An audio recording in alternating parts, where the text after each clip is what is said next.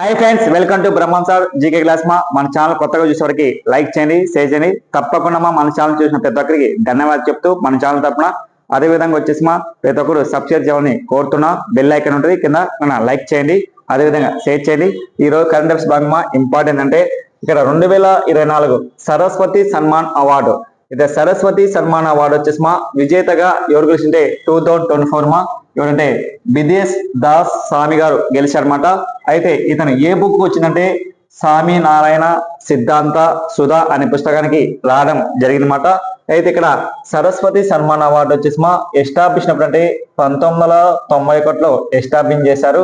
ఈ అవార్డు వచ్చేసి 22 భాషల్లో ఇస్తారన్నమాట, 22 భాషల్లో.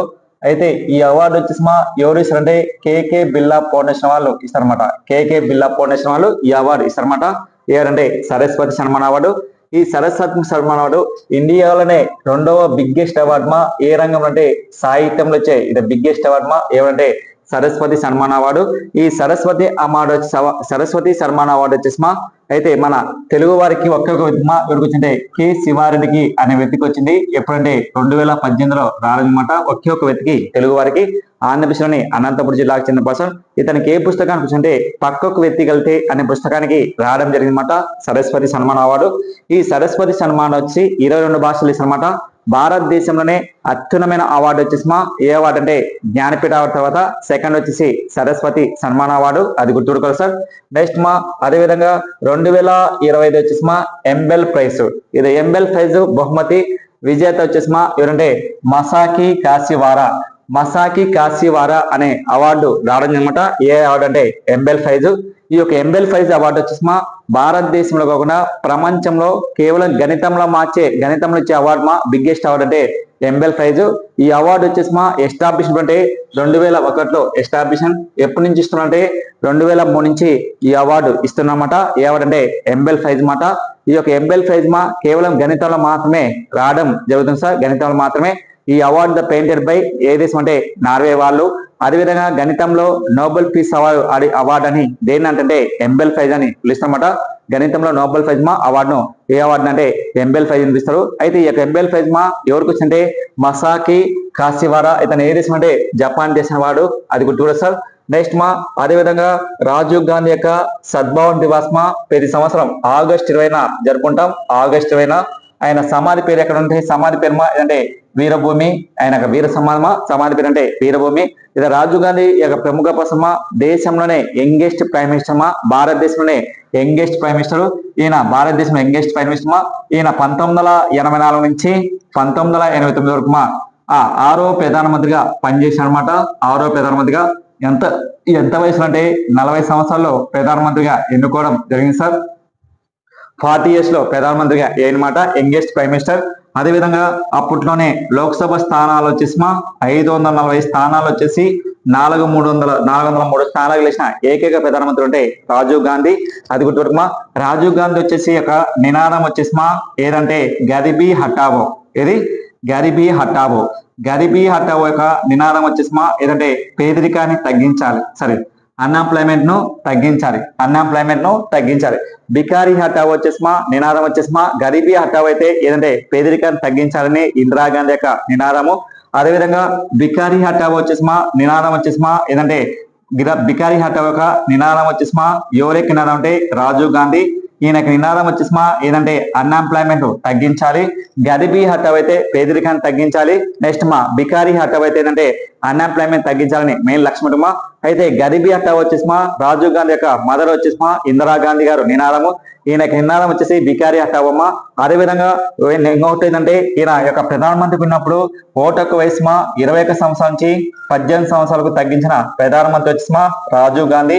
ఎన్నో రాజ్యాంగ సౌందర్య అంటే 61వ రాజ్యాంగ సౌందర్య ఎప్పుడంటే 1982లో దీన్ని చట్టం చేశారు.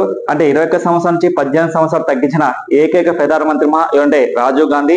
ఈ రాజీవ్ గాంధీ ప్రధానమంత్రి ఒకప్పుడు 21 సంవత్సరాల నుంచి 18 సంవత్సరాలకు తగ్గించాడు రాజీవ్ గాంధీ. అదేవిధంగా మనకి ఇంపార్టెంట్ ఏంటంటే ఈయన కాలంలో వచ్చేసి పార్టీ ఫిరాయింపు చట్టం కూడా అమలు చేశారన్నమాట. పార్టీ ఫిరాయింపు చట్టం అంటే ఒక పార్టీ నుంచి మరొక పార్టీకి జంపేదాన్ని పార్టీ ఫిరాయింపు చట్టం అంటారు. ఈ పార్టీ ఫిరాయింపు చట్టం భారతదేశంలో ఎన్నో షెడ్యూల్లో ఉందంటే 10వ షెడ్యూల్లో చేశారన్నమాట. 10వ షెడ్యూల్లో ఎప్పుడు పార్టీ ఫిరాయింపు చట్టం అమలేసిందంటే ఎప్పుడంటే 1985లో వచ్చేసిమా 52వ రాజ్యాంగ సవరణ వచ్చేసిమా పార్టీ ఫిరాయింపు చట్టము అమలేసినమాట. ఎవరి కాలంలో ఏ రాష్ట్రం అంటే ఫస్ట్ పార్టీ ఫిరాయింపు చట్టమా జమ్మూ కాశ్మీర్లో అమలేసినమాట. పార్టీ ఫిరాయింపు చట్టం ఎన్నో షెడ్యూల్ ఉందంటే 10వ షెడ్యూల్లో ఉంది సార్, అది గుర్తుపెట్టుకోవాలి సార్.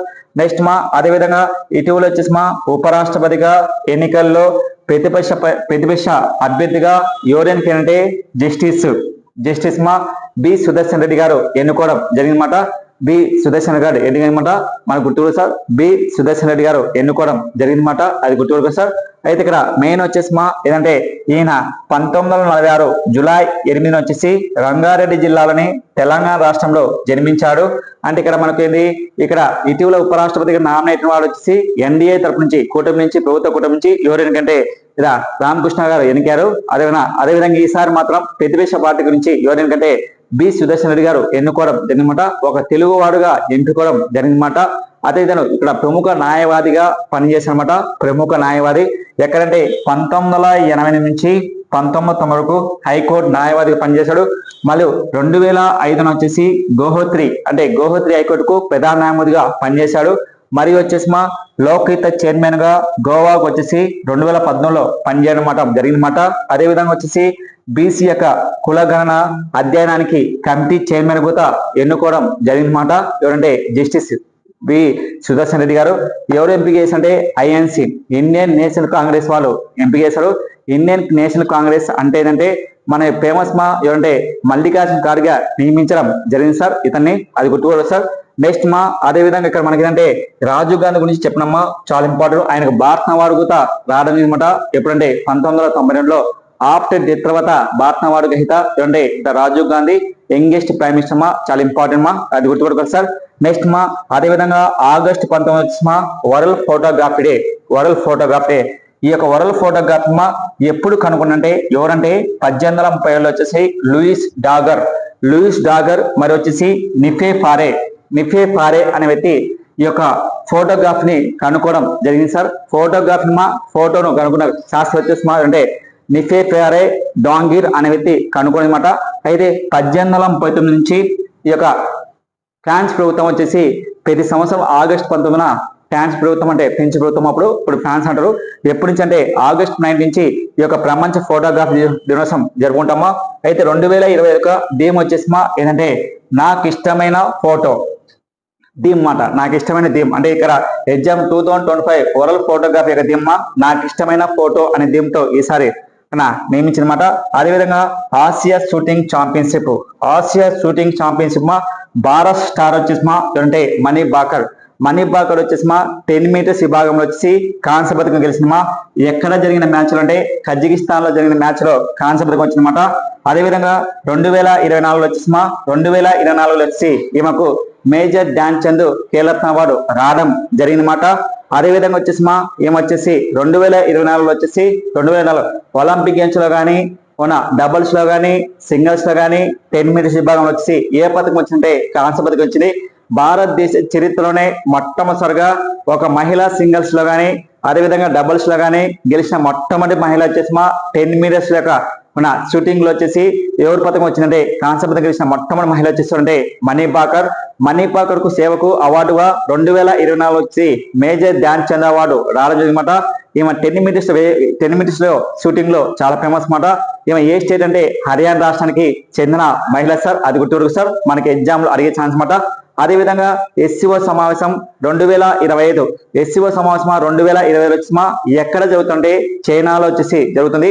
ఈ సమావేశానికి ఎవరు హాజరవుతుంటే ఇండియా ప్రైమ్ మినిస్టర్ మోడీ గారు హాజరవుతామా.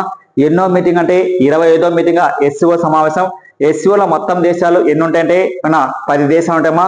కొత్తగా ఏ దేశం జరిగిందంటే బెల్లారస్ జరిగిందన్నమాట. ఎస్సీఓ అయితే ఫస్ట్ మీటింగ్ ఎప్పుడంటే చైనాలో వచ్చేసి బీజింగ్ లో 2001లో స్టార్ట్ చేశారు.